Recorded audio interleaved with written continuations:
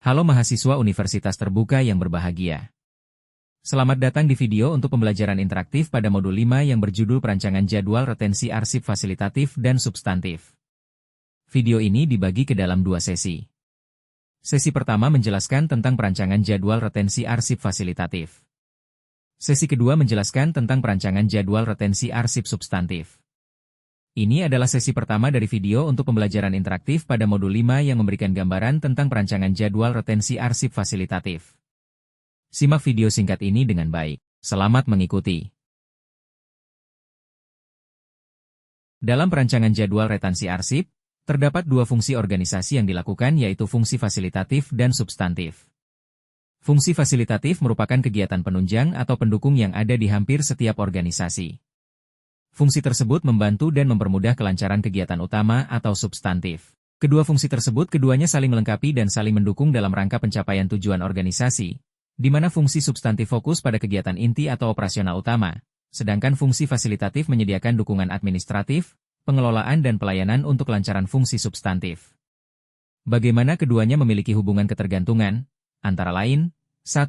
Mendukung. Fungsi fasilitatif tidak akan ada tanpa fungsi substantif yang perlu didukung. Begitu pula fungsi substantif tidak dapat berjalan optimal tanpa dukungan administrasi yang baik dari fungsi substantif. 2. Efisiensi organisasi. Dengan pemisahan tugas yang jelas antara kegiatan inti dengan pendukung, organisasi dapat bekerja lebih fokus dan efisien. 3. Pencapaian tujuan. Dengan dukungan yang baik dari fungsi fasilitatif, mana fungsi substantif dapat fokus pada tugas utama, sehingga tujuan organisasi dapat tercapai dengan lebih efektif dan efisien. Kedua fungsi tersebut harus bekerja selaras sebagai satu kesatuan. Fungsi fasilitatif menyediakan landasan dan dukungan yang diperlukan agar pekerjaan dapat terlaksana dengan efisien dan optimal. Fungsi fasilitatif dalam organisasi merupakan kegiatan pendukung yang menunjang kelancaran tugas-tugas pokok organisasi.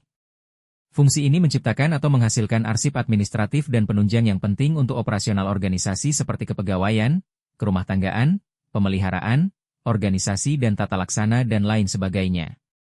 Karakteristik fungsi fasilitatif diantaranya adalah 1.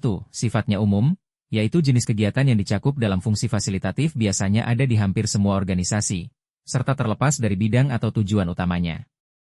2. Bersifat administratif, yaitu output dari kegiatan ini umumnya berupa produk-produk administratif yang memastikan kelancaran operasional. 3. Mendukung fungsi utama, yaitu tanpa adanya fungsi fasilitatif, kegiatan utama organisasi tidak dapat berjalan dengan efektif. Fungsi fasilitatif fokus pada kegiatan yang mendukung dan mempermudah pelaksanaan fungsi utama organisasi. Berdasarkan hal di atas maka fungsi fasilitatif bertujuan memastikan bahwa berbagai aspek penunjang organisasi berjalan dengan baik, sehingga dapat memberikan dukungan yang optimal bagi tercapainya tujuan utama organisasi.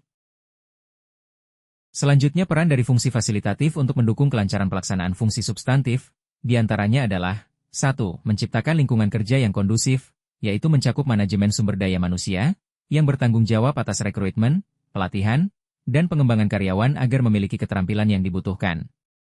2. Mendukung pengambilan keputusan strategis, yaitu memastikan bahwa sesi perencanaan strategis bersifat inklusif dan selaras dengan tujuan organisasi. Teknik fasilitasi memandu diskusi untuk mempertimbangkan berbagai perspektif, yang mengarah pada strategi yang lebih matang dan menyeluruh.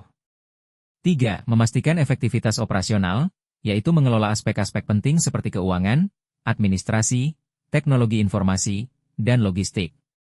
4. Meningkatkan proses dan alur kerja, yaitu membantu mengidentifikasi masalah, memberikan dukungan kepada tim untuk mencapai tujuan, dan membantu tim menginterpretasikan data untuk membuat perbaikan. Hal tersebut dapat meningkatkan efisiensi dan mengoptimalkan proses kerja. Selanjutnya penerapan fungsi fasilitatif dapat dilihat pada berbagai aspek operasional sebuah organisasi, diantaranya 1. Kepegawaian, yaitu kegiatan yang berhubungan dengan pengelolaan sumber daya manusia, seperti pengangkatan, mutasi, promosi. 2. Keuangan, yaitu pengelolaan anggaran, perbendaharaan, serta administrasi yang berkaitan dengan pendapatan dan pengeluaran organisasi. 3. Perlengkapan dan kerumah tanggaan, yaitu pengadaan, pemeliharaan, dan inventarisasi aset atau peralatan yang dibutuhkan oleh organisasi.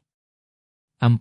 Hukum, yaitu kegiatan administrasi hukum, seperti sosialisasi dan pembinaan hukum bagi internal organisasi.